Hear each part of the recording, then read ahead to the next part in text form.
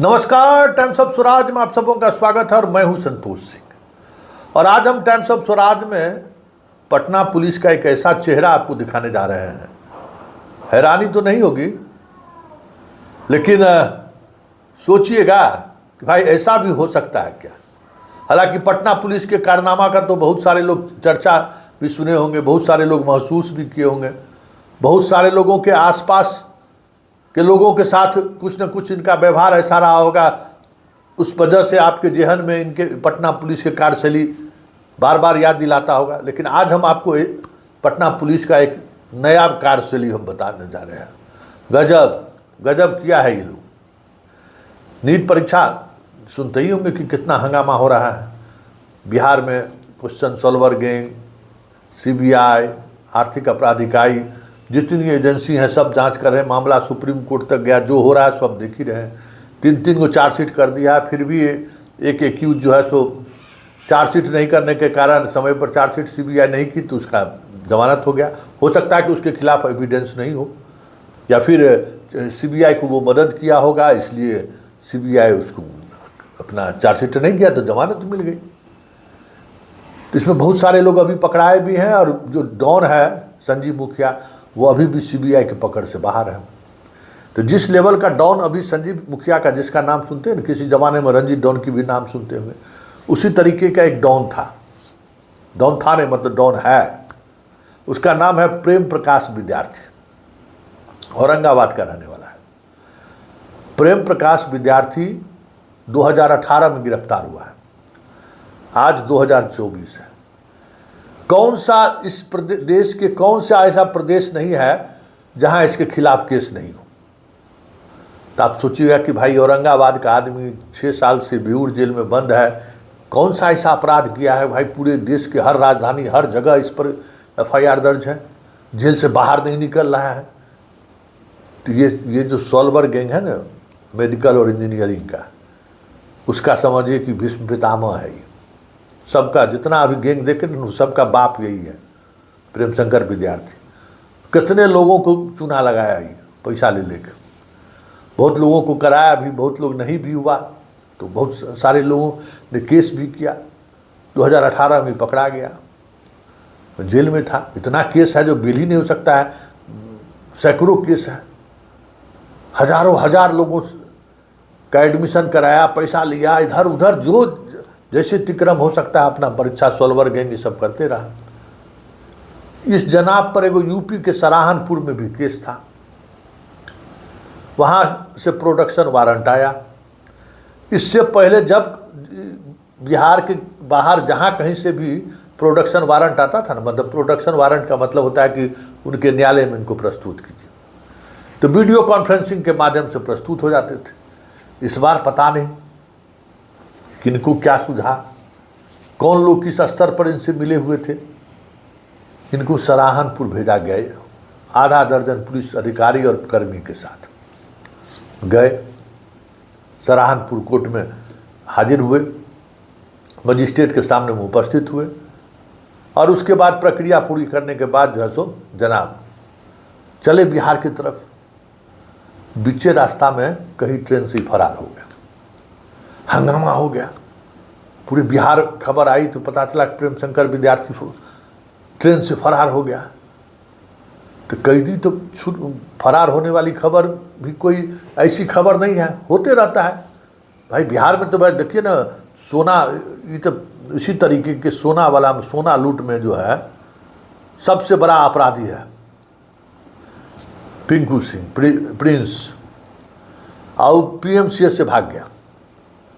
और भागा है तो पता नहीं कितना को भी मर्डर करेगा। उस जो सोना लूटने वाला जो वो गैंग है ना, उस गैंग का सेकंड मैन नहीं है, पहला मैन जो है सो अभी कोलकाता जेल में है।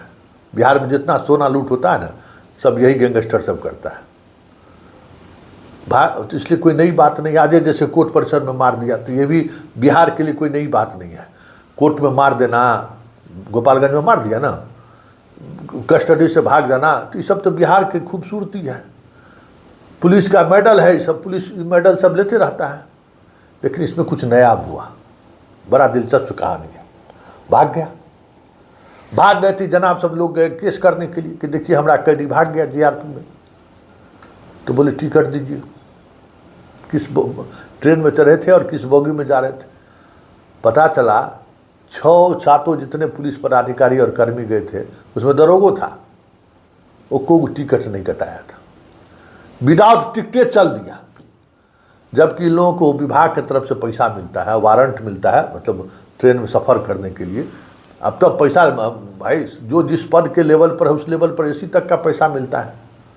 और इतना बड़े अपराधी को लेकर आप जा रहे हैं जिसकी सुरक्षा में 6-6 जवान तैनात है, पदाधिकारी दरोगा स्तर का पदाधिकारी इसके साथ है, और भाग गया। और जब ये जनाब केस करने गए तो पता चला कि लोग टिकटे नहीं, तो जीआरपी कहा कि हम आप पर केस नहीं लेंगे। हम कैसे जानते हैं कि आप ट्रेन में सफ़र कर रहे थे? कैसे हम समझे कि इस ट्रेन में आप सफ़र कर रहे थे? कोई प्रूफ दीजिएगा ना, किस आधार पर हम केस करें? ले बोलिया। अब इन लोगों को समझिए, ये लोग सोचा भी नहीं था कि चलो अब प्लानिंग से भगवाए या जैसे भी भगवाए या भाग गया, जो कुछ भी हुआ, लेकिन पड़ गए फेरा में। या तो आप लोग विदाउट टिकट जेल जाइए, किसी तरीके से लोग मैनेज करके अपना यहाँ भागे आए। तब क्या होगा भाई? सराहनपुर से आप उसको वहाँ रिमांड पर ली कोर्ट, फिर वो आपको सौंपी और उसको लेकर आप चले बेऊर जेल के लिए। रास्ता से भाग गया और जहाँ से भागा वहाँ का पुलिस आप केस लेने को तैयार नहीं है, तो आके ये बेऊर थाना में केस किए। केस तो करना होगा ना, तो बेऊर थाना में आकर केस किए हैं। अब बताइए, पीओ कहीं और हैं, वहाँ ये लोग केस नहीं कर सके, अब बेऊर थाना में केस कर रहे हैं। तो ये नया कहानी पटना पुलिस का है कि बेटिकटे होकर चल दिया, टिकटे नहीं लिया। तो आरोप तो कई तरह का लगता है ना। एक तो आरोप लग ही रहा था कि उसको, क्योंकि भाई बहुत पैसा वाला है, बहुत पावरफुल है, हजारों लोगों को डॉक्टर इंजीनियर बनाए हुए हैं। वो तो पकड़ा गया ऐसा केस में जो है 6 साल से जेल में है, तो अपना भाग गया, ट्रेन से उतर भाग गया या भगा दिया गया, वो भी तो जांच का विषय है। वैसे कार्रवाई हुई है, सब सस्पेंड हो गए, फिर 2-4 महीना में सबका सस्पेंशन टूट जाएगा। लेकिन इस सवाल का जवाब कौन देगा कि पीओ पर अगर FIR दर्ज नहीं हुआ तो केस तो कमज़ोर हुआ और उसका लाभ एक्यूज को मिलेगा। तो फिर इसके लिए जिम्मेवार कौन है? जिम्मेवारी तय होनी चाहिए ना।